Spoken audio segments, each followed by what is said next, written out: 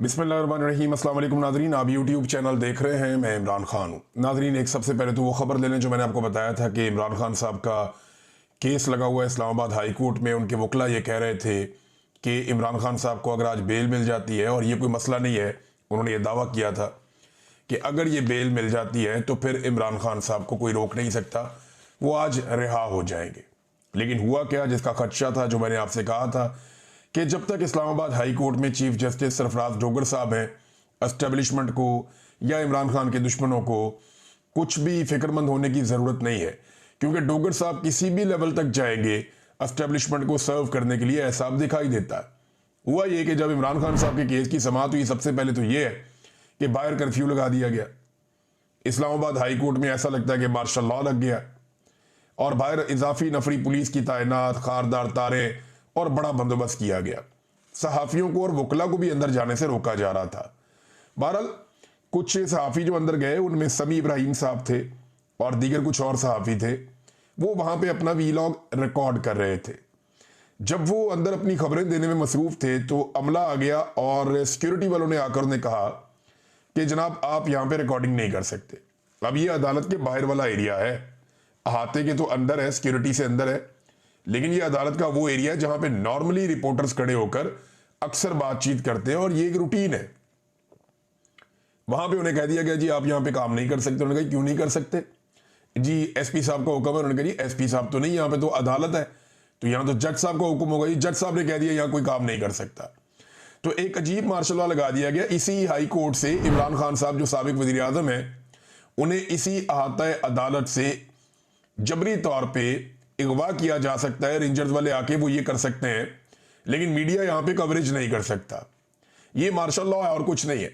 हुआ ये, जब समाज शुरू हुई तो पाकिस्तान तहरीक इंसाफ को बड़ी उम्मीदें थी। तहरीक इंसाफ को लगता था कोई बात आज बन जाएगी, लेकिन पता चला कि जी प्रोसिक्यूटर अब बीमार है। और प्रोसिक्यूटर जो बीमार है ना, उसने कोई मेडिकल रिपोर्ट भेजी ना कोई और चीज भेजी, बस अचानक बता दी जी प्रोसिक्यूटर बीमार है और वो नहीं आ सकता।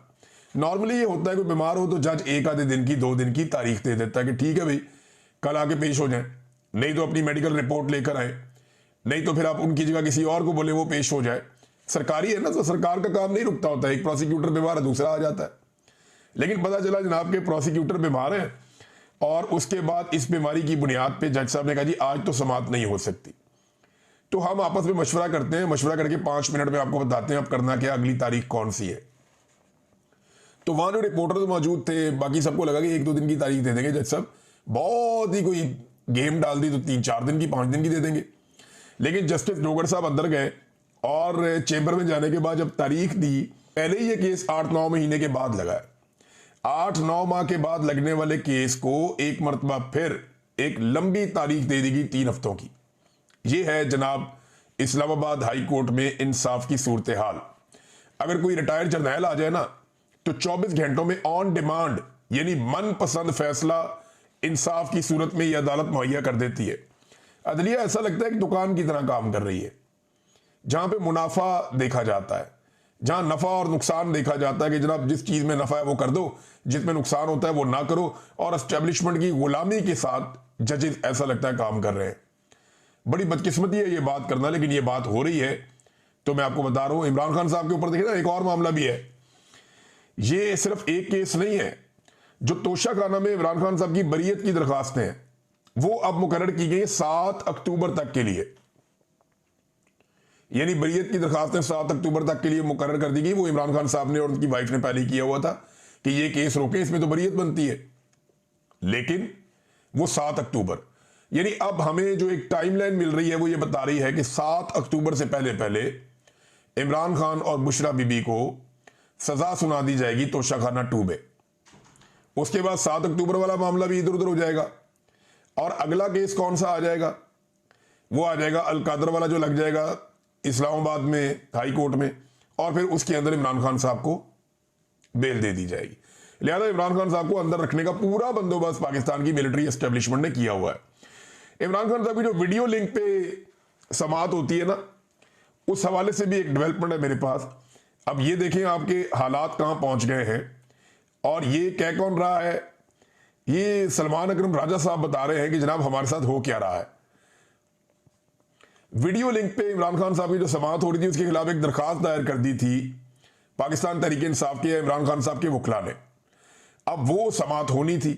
अब जी समाअत के लिए वो कहते हैं जी हम वहां पे पहुंचे और लतीफ़ खोसा साहब ने और सलमान अकरम राजा साहब ने इन्होंने सीनियर जज से मुलाकात की कि जनाब हमारी समाअत क्यों नहीं हो रही। तो एडिशनल रजिस्ट्रार को बुलाया गया, उसने आकर बताया कि जनाब फाइल गुम हो गई है और जज साहब ने कहा जब तक फाइल नहीं मिलती तब तक समाअत नहीं हो सकती। हमें इस तरह की सूरत हाल का सामना है।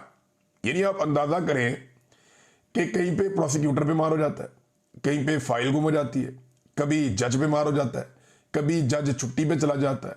अगर इमरान खान के ट्रायल को तेज चलाना हो और इमरान खान जेल से बाहर हो तो रोजाना की बुनियाद पर अदालतें बुलाती हैं।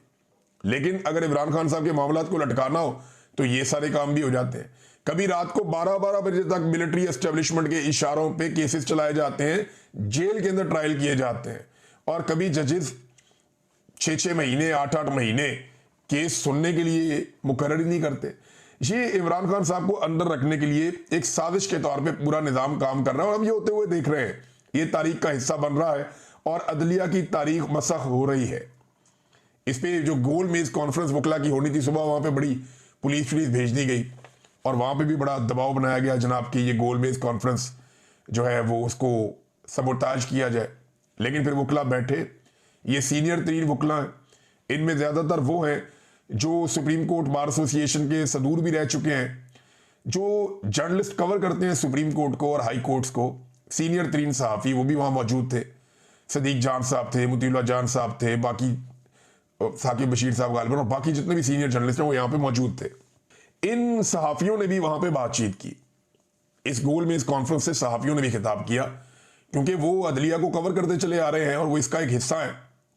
तो उन्होंने भी अपनी बातचीत की। इसमें 2-3 चीज़ें ना सदीक जान ने बड़ी ज़बरदस्त की और ये बातें बिल्कुल दुरुस्त हैं, अल्लाह ताला उनकी हिफाजत करे।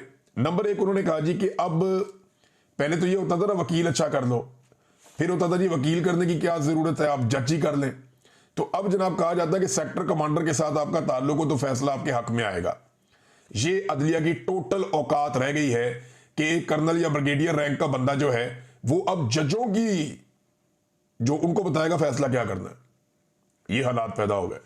नंबर 2 उन्होंने कहा जी कि जो वकला मायूस है ना और जो अदलिया की हालत हो रही है उसके लिए ये बड़ी जुर्रत की सदीक जान ने, उसने सीनियर वकला के सामने बैठकर कहा कि इसके लिए आप सारे जिम्मेदार हैं, आप लोगों ने वक्त पे आवाज नहीं उठाई और आज से चंद साल के बाद जब वकला ये देखेंगे कि अदलिया कितनी तबाह हो गई है तो उसके लिए वो जिम्मेदार इन जजों को नहीं ठहराएंगे, आपको जिम्मेदार ठहराएंगे।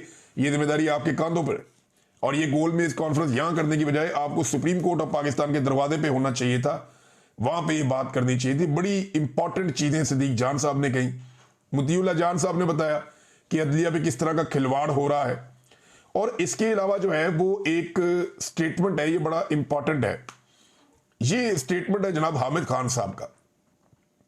हामिद खान साहब फरमाते हैं हमने पहले ही दिन कहा था कि 26वीं तरमीम के बाद इस मुल्क में ना आइन रहेगा ना अदलिया नाम की कोई चीज रहेगी, क्योंकि हम 50 साल से ये चीजें देखते आ रहे हैं।